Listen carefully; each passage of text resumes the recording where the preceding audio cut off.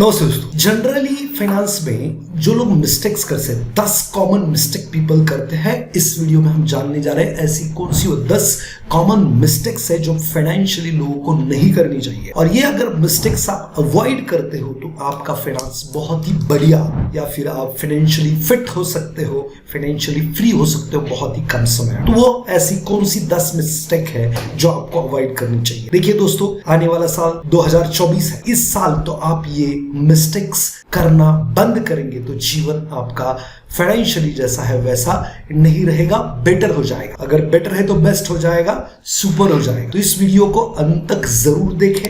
अगर इस चैनल पे आप नए हैं तो इसको सब्सक्राइब जरूर करें। बहुत ही इंपॉर्टेंट कंटेंट मैं यहां पर डिलीवर करता हूं। तो दोस्तों चालू करते हैं।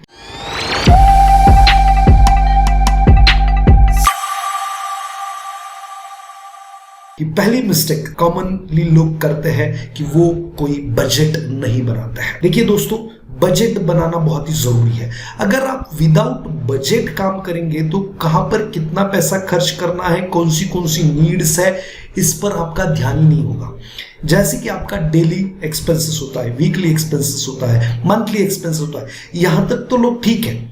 लेकिन जैसे ही मंथ का एक्सपेंसेस खत्म हो जाता है, लोगों को लगता है बचा हुआ पैसा मेरा है और पूरा खर्च कर देता है। ईयरली एक्सपेंसेस जैसे कि बच्चों की फी होगी, इंश्योरेंस के प्रीमियम होंगे, ये सारे खर्चे भी तो आपके अर्निंग का हिस्सा होने चाहिए, उसके लिए भी बजट होना चाहिए। तो हमें क्या करना चाहिए, बजट बनाकर स्पेंडिंग करनी चाहिए। If you are not making budget तो आपका मतलब जो भी अर्निंग है आप कहीं पर भी आपकी वांट्स पे खर्च कर देंगे और पता चले कि बहुत सारे नीड्स आपकी फुलफिल नहीं हुए और फाइनेंशियली प्रॉब्लम में आप चले जाएंगे। नीड्स पूरी करने के लिए आपको क्रेडिट कार्ड इस्तेमाल करना पड़ेगा, लोन्स निकालने पड़ेंगे दोस्तों से, या फिर पर्सनल लोन निकालने पड़ेंगे। तो आज से हमें या 2024 में संकल्प करना पड़ेगा कि जो भी मेरे खर्चे होंगे उसके लिए मैं एक बजट बनाऊंगा और उसके दायरे में रहते हुए मैं खर्च करूंगा। तो कॉमन मिस्टेक पीपल पहली क्या करते हैं, बजट बनाए बिना अपना फाइनेंस ड्राइव करते हैं, उसको अवॉइड करना है। दूसरी कॉमनली मिस्टेक की जाती है लोगों के द्वारा कि लिविंग बियॉन्ड मीन्स। मतलब क्या कि वो इतना सारा पैसा खर्च कर देते हैं अपनी रूटीन पे। जरूरी नहीं है आईफोन लेना, जरूरी नहीं है कि बड़ी गाड़ी लेना, जो भी है। तो क्या करते हैं, जितना अर्निंग है उससे कई गुना ज्यादा या ज्यादा एक्सपेंसिव चीजें वो एक्वायर करते हैं और फिर उसके ईएमआई के चक्कर में जिंदगी चली जाती। तो पहले जमाने में कहा जाता कि जितनी चादर है उतनी पैर फैलाए जाए। वो जो सेंटेंस है उसको इस तरीके से कहता हूं कि आपको गार्बेज और लाइबिलिटी को अवॉइड करना चाहिए इनिशियल स्टेज में। जब तक आपके पैसे आपके लिए काम करना ना शुरू करे तब तक तो आपको आपके जो भी जरूरी खर्चे हैं उतने ही करने चाहिए, उससे ज्यादा नहीं करने चाहिए। फिर तीसरी मिस्टेक जो लोग करते हैं वो क्या करते हैं, हाई इंटरेस्ट रेट का डेट मतलब कर्ज ले लेते हैं। क्या होता है कि फिर ये जो हाई इंटरेस्ट रेट का कर्ज है वो आपको बैंक के लिए काम करने पे मजबूर कर देता है। क्रेडिट कार्ड का लोन लेते हो, पर्सनल लोन लेते हो, ये हाई इंटरेस्ट का होता है और फिर इसके जो पेमेंट्स होते हैं ये बहुत ही चैलेंजिंग होता है, इतने सारे हाई इंटरेस्ट रेट का डेट भरना, और फिर ये फाइनेंशियल क्रंच में चले जाते हैं, प्रॉब्लम्स में चले जाते हैं और फिर जिंदगी भर उससे बाहर नहीं निकल पाते। तो देखिए, आपको कोशिश करनी है, बजट बनाएंगे तो फिर आपको हाई इंटरेस्ट रेट के डेट लेने की जरूरत ही नहीं पड़ेगी।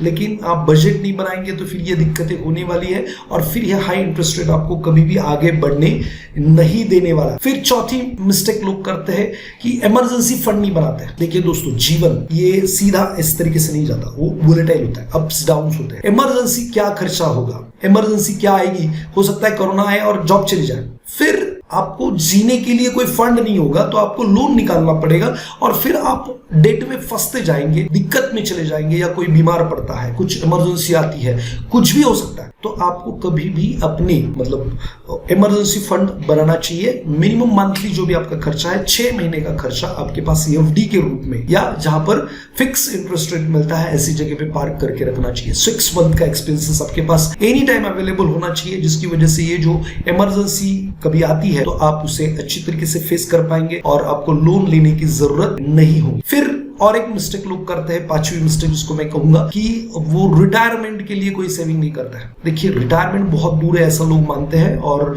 फिर अभी नहीं है बाद में है तो देखते हैं, और जब समय आता है उस वक्त कोई चांस नहीं होता सेविंग का या फिर कुछ वेल्थ क्रिएट करने। देखिए दोस्तों, आज नहीं तो कल आपकी ये जो मशीन है काम करना बंद करने वाली है। शरीर नाम की मशीन काम करना बंद करने वाली है, उसकी प्रोडक्टिविटी खत्म होने वाली है।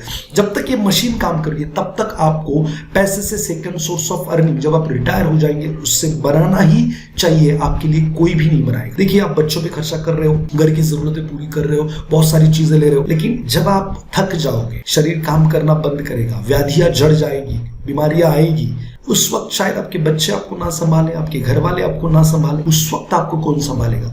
काम मांग कर काम नहीं मिले। और हमें इसी दौरान जो कमा रहे उसी दौरान इस बात को नजरअंदाज नहीं करना है, क्योंकि आफ्टर 60 कितने साल जिएंगे? एवरेज अभी 72 74 के आसपास का है, जनरली लोग जीते हैं। और जब तक आप रिटायर होंगे तब तक 80 82 85 साल का एवरेज हो जाएगा। तो अगर आप 60 के बाद 25 साल जीने वाले हो तो सेकेंड सोर्स ऑफ अर्निंग के लिए आपको प्रिपेयर्ड रहना चाहिए। नहीं तो आज नहीं तो कल आपके पास गरीबी आएगी, फाइनेंशियल प्रॉब्लम्स आएंगे, फाइनेंशियल दिक्कतों में आप फंसने ही वाले हो। तो ये कॉमनली लोग मिस्टेक करते हैं। पांचवी, रिटायरमेंट के लिए कोई फंड नहीं सेव करता है। फिर फाइनेंशियल गोल्स होते हैं उसको इग्नोर करता है। मतलब क्या? उसको ध्यान ही नहीं देता। देखो, आपको जीवन में 3 प्रकार के गोल आपको पूरे करने हैं। फाइनेंशियल, इसको मैं कंपल्सरी गोल कहता हूँ, ऑप्शनल गोल कहता हूँ, और लाइफ चेंजिंग लाइफ गोल कहता हूँ। तो आपके पास अगर इसकी क्लियरिटी होगी तो कौन सा पैसा, कितनी अर्निंग कहां पे जानी चाहिए, या आप बजट करके प्लान करके कर सकते हो। लेकिन आपको कहां पर पहुंचना है यही पता नहीं, तो किस चीज कहां का टिकट निकालेंगे? रेलवे स्टेशन पे जाएंगे और बोलेंगे टिकट दो, तो वो पहले तो बोलेंगे कहां का, और आप अगर उस गांव का नाम नहीं बताएंगे तो वो कहां का टिकट देगा। Same thing financial goals. देखो, आपको वर्ल्ड टूर करनी है तो आपके अर्निंग का एक हिस्सा वर्ल्ड टूर के लिए जाना चाहिए, फाइनेंशियल गोल है। या बच्चों की पढ़ाई करनी है, कंपल्सरी गोल करना ही है। रिटायरमेंट कंपल्सरी गोल, मेडिकल एक्सपेंसेस कंपल्सरी है। आज नहीं तो कल ये मशीन बीमार पड़ने वाले, आपकी आपके घर वालों की। कंपल्सरी गोल्स है। तो गोल है तो फिर इसके लिए कितना एसेट एलोकेट करना चाहिए, कितना पैसा मुझे बचाना चाहिए, जो भी और गोल होंगे आपके। तो दोस्तों, इस चीज को नजरअंदाज ना करें। अपने फाइनेंशियल गोल्स आपके पास क्लियर होनी चाहिए कि मुझे गाड़ी लेनी है, घर लेना है, कितने साल में लेना है, कैसे करना है। उसके लिए आपको प्रॉपर फाइनेंशियल प्लान करना है, तभी आप गोल पर पहुंच सकते हो।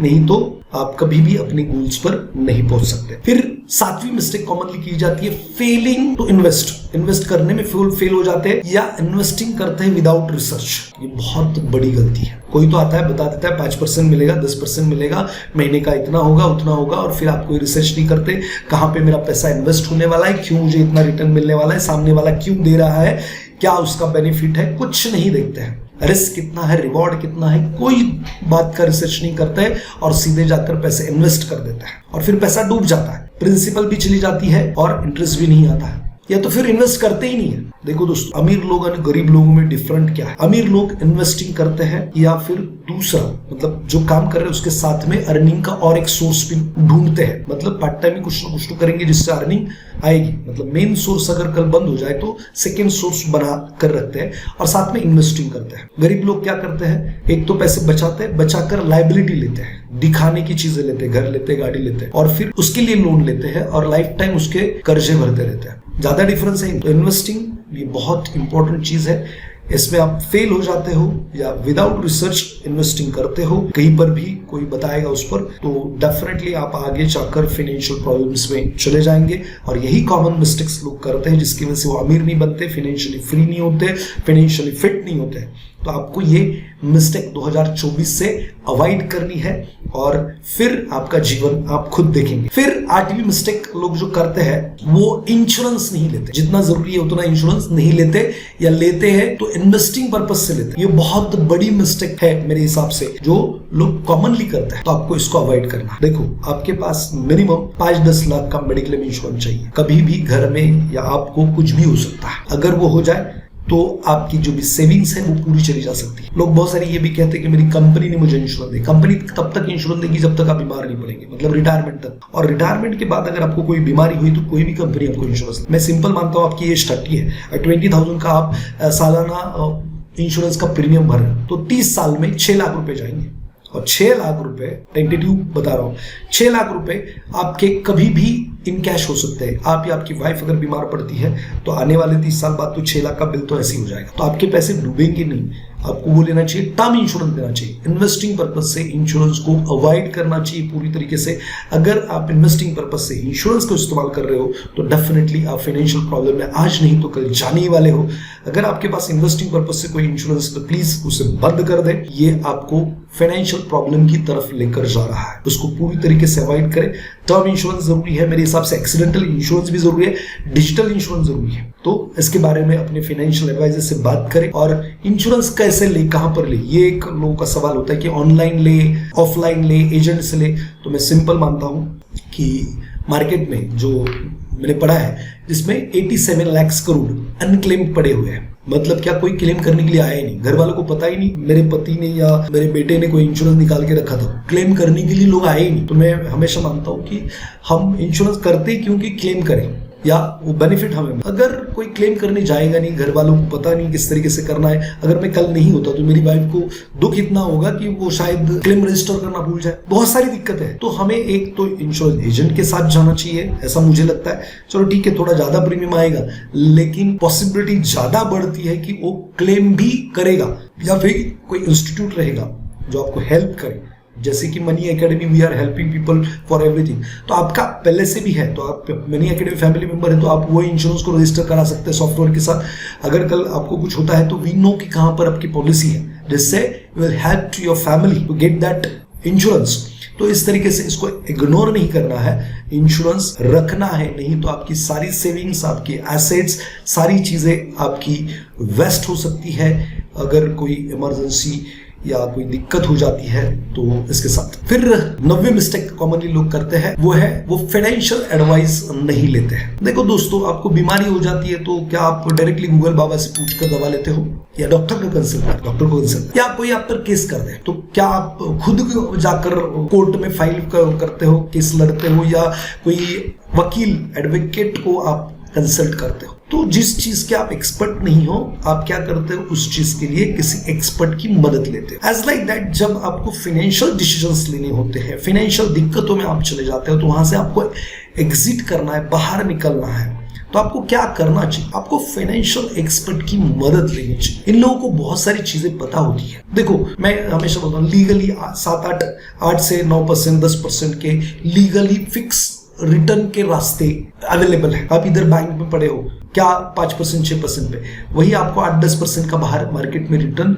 मिल सकता है। आज की डेट में बात करूं तो ये किसको पता है? आपके फाइनेंशियल एडवाइजर को पता है या फाइनेंशियल जो भी एक्सपर्ट है उसको पता है। उसके साथ ही इन्वेस्टिंग के लिए कौन से प्रोडक्ट अच्छे है आज की डेट में, कौन सा सेक्टर अच्छा है, वो शायद आपके फाइनेंशियल एडवाइजर को, फाइनेंशियल एक्सपर्ट को पता है। तो डेफिनेटली आपको कंसल्ट करना चाहिए जब भी आप कोई फाइनेंशियल डिसीजंस लेते हो। तो मुझे सही में ये करना चाहिए। आप जैसे आपको लगे वैसे अगर आपके पैसे का इस्तेमाल करोगे, जैसे लगेगी वैसी गोलियां लोगे तो बीमारी तो बढ़ेगी, कम नहीं होगी। वैसे ही अगर खुद से फाइनेंशियल डिसीजन लोगे तो फाइनेंशियल जो भी प्रॉब्लम की बीमारी चल रही है वो बढ़ते ही जाएगी।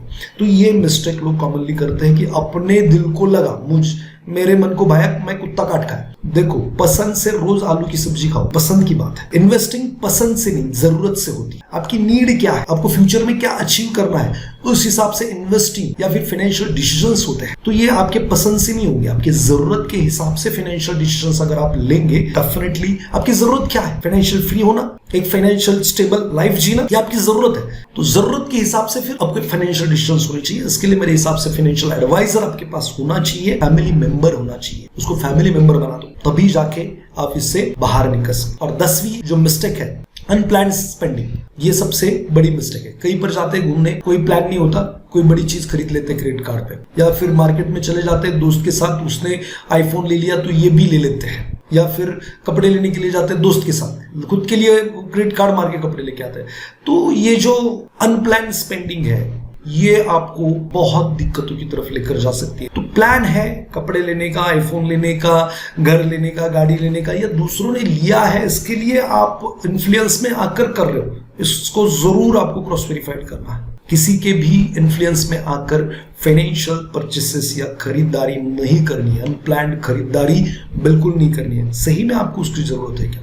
और ये अनप्लान्ड स्पेंडिंग बहुत ज्यादा कर्जे की तरफ लेके जाती है, प्रॉब्लम्स की तरफ लेके जाती है, फाइनेंशियल इनबैलेंस कर देती है। तो डेफिनेटली ये 10 चीजें आपको याद रखनी है, इसको फॉलो करना है और आने वाले 2024 में उसको अवॉइड करना है। मैं फास्ट रिपीट कर देता हूं कौन सी वो 10 चीजें हैं। बजट नहीं बनाना, ये सबसे कॉमन मिस्टेक है जो फाइनेंशियल ट्रबल में होते हैं लोग या जाना चाहते हैं उनसे होती है। फिर दूसरा होता है लिविंग बियॉन्ड मीन्स, मतलब जरूरत से ज्यादा या जरूरत नहीं उतनी महंगी चीजें खरीदना या स्टैंडर्ड ऑफ लिविंग बढ़ाना। फिर हाई इंटरेस्ट रेट के डेट लेते हैं ये लोग। अभी बजट नहीं होगा तो कहीं पे खर्चा करेंगे तो फिर हाई इंटरेस्ट रेट के डेट लेने ही पड़ेंगे, कर्जे लेने ही पड़ेंगे। फिर चौथी कॉमन मिस्टेक होती है नो इमरजेंसी फंड, कोई इमरजेंसी फंड नहीं बनाते हैं और फिर दिक्कत आ जाती है तो कहीं से लोन ही लेना पड़ता है। फिर रिटायरमेंट के लिए सेविंग नहीं करते हैं, उनको लगता है बहुत लंबा है और कब निकल जाते हैं दिन पता नहीं चलता। मैं अपनी बताऊं, मुझे ना मेरी 10th हुई 1997 को। मुझे ऐसा लगता है कि अभी 3-4 साल पहले मेरी 10th हुई है और राइट नाउ 2023 एंडिंग है। कितने साल हो गए? 26 साल। और मुझे लगता है 3-4 साल बीत गए। दोस्तों ये समय बहुत फास्ट जाता है, रिटायरमेंट लंबा है, ऐसा अगर आपको लग रहा है तो फिर आप बहुत गलत लाइन पे हो और आगे जाके आपको बहुत भुगतना पड़ सकता है। फिर फाइनेंशियल गोल्स को इग्नोर करना, कंपल्सरी गोल्स हो या लाइफ चेंजिंग गोल्स हो, इनको आपको इग्नोर करके नहीं चलेगा। क्या क्या आपके फाइनेंशियल गोल्स है राइट डाउन करो, हेल्प लो किसी की। अगर आपको नहीं समझ में आ रहा है तो कंपलसरी क्या क्या करना है, ऑप्शनल क्या क्या करना है, वर्ल्ड टूर करनी है, हो सकता है ऑप्शनल लाइफ गोल हो, किसी के लिए कंपलसरी हो नहीं मुझे करना ही है या जो भी, तो आपको वो देखना पड़े। फिर फेलिंग टू इन्वेस्ट और या विदाउट रिसर्च इन्वेस्ट करना या ज्यादा लालच में जाना। लालच इंसान को गरीब बनाती है, ज्यादा लालच में ना जाए। ऐसी कोई चीज दुनिया में अवेलेबल नहीं है जो आपको रातों रात अमीर बना दे। अगर बना भी दिया तो वो रहेगा नहीं आपके पास, चला जाएगा। सो अवॉइड करें विदाउट रिसर्च या विदाउट फुल इंफॉर्मेशन कहीं पर भी पैसे इन्वेस्ट करें। फिर इंश्योरेंस, 8वीं मिस्टेक, नहीं लेते हैं या एडुकेट नहीं लेते, मतलब जितनी जरूरत है उतना नहीं लेते, छोटा सा ले लेंगे। मुझे नहीं पसंद है 25 लाख की पॉलिसी तो मुझे 2 लाख की चाहिए, वो आपकी पसंद से नहीं है, जरूरत के हिसाब से। तो टर्म इंश्योरेंस मेरे हिसाब से आपके एनुअल अर्निंग से 10 गुना होने चाहिए, 10 या 12 गुना तो जरूरी है। तो वो आप एडिक्वेट ले लें या मेडिक्लेम इंश्योरेंस होना बहुत जरूरी है। फिर फाइनेंशियल एडवाइस नहीं लेते, ये एक प्रॉब्लम है, उसको भी अवॉइड करें। और जो अनप्लान्ड परचेसिंग है या स्पेंडिंग है वो अवॉइड करें। तो आने वाला 2024 में अगर ये संकल्प करते हो, ये सारी चीजें 4 बार और सुनते हो और अप्लाई करते हो तो डेफिनेटली आई गारंटी आपका जीवन जैसा है उससे कई गुना बेटर फाइनेंशियली हो जाएगा। अगर आपको ये वीडियो पसंद आई है तो लाइक, शेयर और जो भी ये कंटेंट में से आपको अच्छा लगा डेफिनेटली चैट बॉक्स में रिप्लाई जरूर करें, जिससे मेरा मोटिवेशन बढ़ेगा। और मिलते हैं नेक्स्ट वीडियो में। Thank you very much.